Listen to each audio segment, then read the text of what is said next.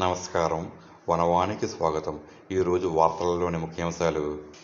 గూర్తేడు police station పరిధిలో పోలీసులు భారీ గంజాయి ముఠాను పట్టుకున్నారు.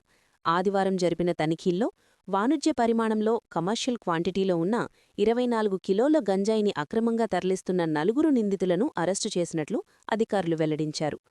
పోలీసులు తెలిపిన వివరాల ప్రకారం నిన్న ఆదివారం గూర్తేడు పోలీస్ స్టేషన్ పరిధిలోని ఒక ప్రాంతంలో వాహన తనిఖీలు నిర్వహిస్తుండగా 2 మోటార్ సైకిళ్లపై అనుమానాస్పదంగా వెళ్తున్న 4 వ్యక్తులను పోలీసులు అడ్డగించారు.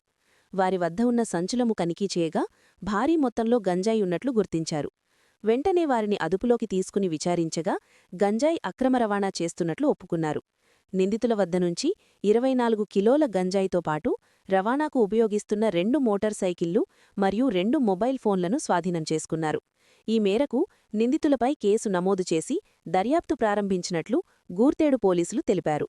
ఈ గంజాయి ఎక్కడి నుంచి తీసుకొస్తున్నారు, ఎక్కడికి తరలిస్తున్నారు అనే కోణంలో దర్యాప్తు ముమ్మరం చేశామన్నారు. నిందితులను విచారించి తదుపరి చర్యల కోసం కోర్టులో హాజరుపరుస్తామని వారు పేర్కొన్నారు. ఈ ప్రాంతంలో గంజాయి అక్రమ రవాణాను అరికట్టేందుకు తనిఖీలు మరింత కఠినతరం చేస్తామని పోలీసులు హెచ్చరించారు.